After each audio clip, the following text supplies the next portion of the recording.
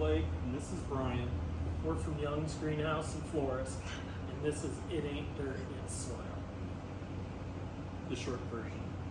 Yes, the short version. Yeah. 2.0 if you will. 2.0. Today we're going to talk about bringing your house plants in from outside, because like a lot of people, I'm sure, you put your house plants outside for the summertime. And in the summer they can get all kinds of insects and funguses and things like that in the soil and on the plant, right? For sure.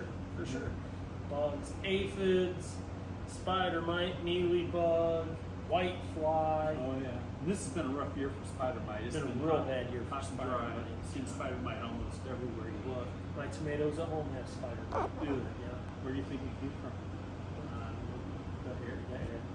There. Get out of the air. That's really cool. For sure, there. But so we do have some good options for killing or eliminating a lot of those bugs. Malathion. It's a great chemical. It's a broad spectrum, meaning it'll kill whatever it touches. It is labeled for aphid, spider mite, mealybug, whitefly, bagworm, and others. Just to name a few. Yes. And it smells really horrible, which is good because you want to know it's around. Yes, you do. And you don't want to get it on you. No. But it does do a good job killing all of those insects. Yeah, and if you were using this product on your houseplants before you brought it in, I would definitely be sure to spray in the evening when the sun is down. You don't want to spray anything oily while the sun is up. You should also be careful spraying cactus and succulents with malathion, because I know we've burnt them here doing this before. Yes, we sure have. Yeah. So that is one good option. It is. Yep. That's totally a chemical option, though. So I mean, Correct. there's some organic ways that organic things you can use as well. Let's see, what's the next one we got here? Oh, look, neem oil. Oh, neem oil. Yeah. So neem oil, that works about the same way as the malathion does, except it's not a chemical. It is a chemical. But it's considered to be a lot safer. This is for organic gardening, and it's OMRI listed as well. And the nice thing about this is you don't have to have a sprayer to mix it in like you do the malathion. Yeah, it's ready to use. Ready to use, yes. Fungicide, miticide, insecticide. Yep. But one thing to always remember, follow the label directions. Always follow the label directions. Yeah. The first thing you should do when you get something like this, I'm going to reach across to Brian, Okay. is flip it over and look at the label. This tells you everything you need to know about how to use this product. Because when you're dealing with this kind of stuff, you can't be too careful. No. Right? And I would always wear rubber gloves. Always wear rubber gloves. Always. And so neem, it's an oil as well, obviously. It's called neem oil. And the way it works is basically it just kind of clogs up all the mouth parts of the insects, and they starve to death. Yep. That's Right. exactly how it works. Yep. And but you know, sometimes I don't feel neem oil works that great on insects. I tried it on something, I don't know, a couple weeks ago, and I didn't really get Control. a whole lot. No. But you know where it kicks butt? No. Powdery mildew. There you go. It kicks powdery mildew in the butt.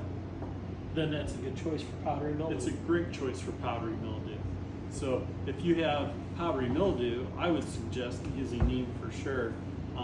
It probably works well for some other things too, and it probably depends on your perspective of it. Sure. So, but yep, that's neem. What's next? Spinosad soap. Oh, I like spinosad soap. Yes. Spinosad is very nice. And is that one OMRI rated? This one It is is. for organic gardening. It is related. Yes.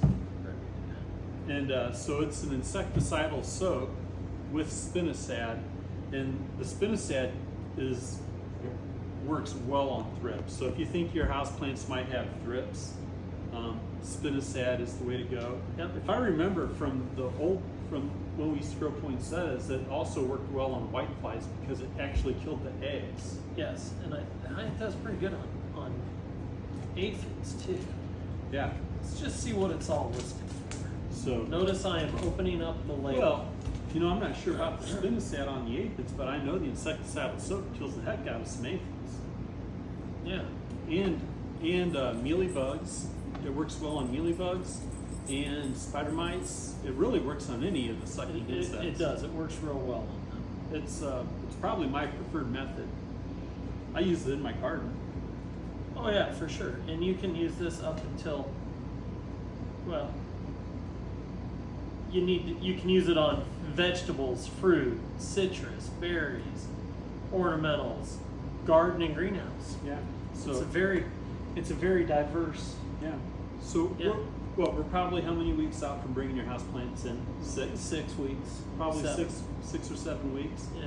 So it's a good time to start.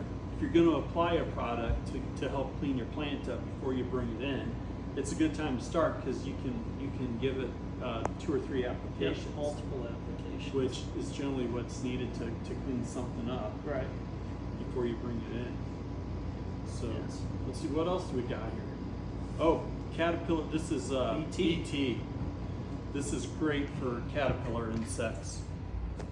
So if you got a worm on your plant, this will kill it. This time of the year, going into the fall, with your ornamental cabbages and kales, Oh, yeah. you're going to get that cabbage worm, and that will kill it right now. Yeah. It's great stuff for that. And I do believe, again, we are for organic gardening and ombre listed. Yeah.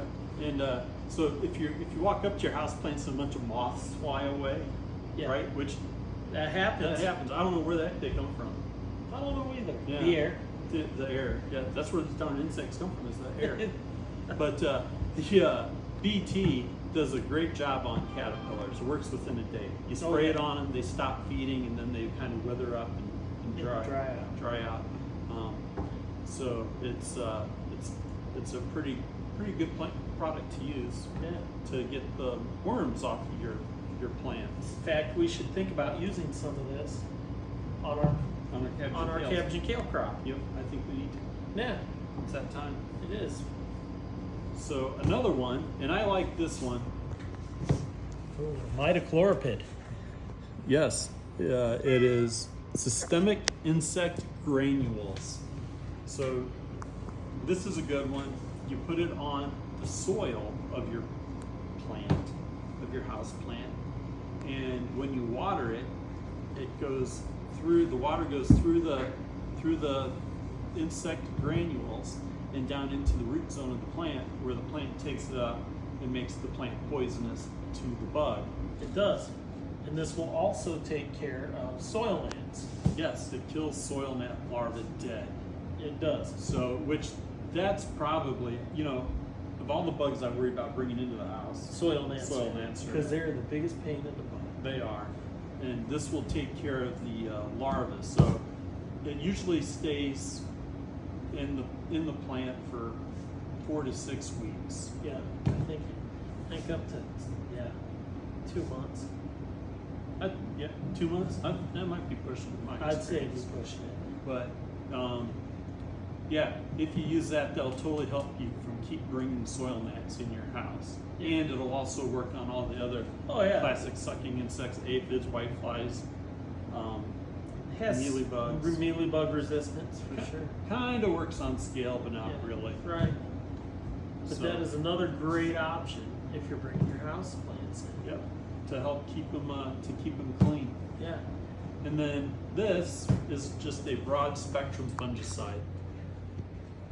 So if you're having problems with black spot, I mean, I can't name off all of them because honestly I Maybe don't. rust.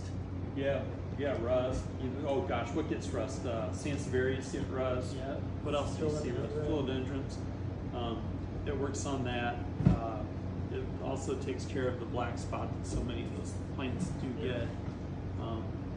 But this, once again, you have to mix this and spray the plants with it.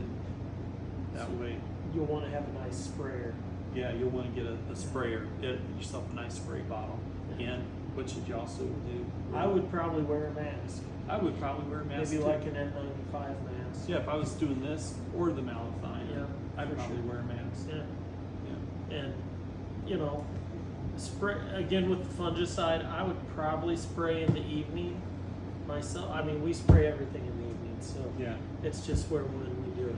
It feels safer on the plant. Yep. You're not going to have to worry about burning it up Correct. and all of that. And the cool thing about starting to think about doing it now is you can do it all outside. Yep. You don't want none of this. You don't want none of this stuff in your house. You're not going to be bringing any of this into the house if you do it in here. Yeah. And, you know, another way to get rid of some insects, maybe a little more natural possibly, Yeah. you know, you could try the old a third of a cup of palm olive antibacterial Oh, yeah. into a gallon of water Yeah. and spraying your plants with it, or wiping your plants down with it, Yeah. and then hosing it off. Right. And, Yeah. and you know what I always say about bugs in general, though? What's that? It's when you see them, squish them. Yeah. When you yeah. see them, squish them. That's a good catchphrase. When you see them, squish them. Yeah. Maybe that's my new catchphrase. Yeah, I like it. When you see them, squish them. Maybe I'll get that put on a hat. That's a great hat or T-shirt idea. Yeah. Yeah.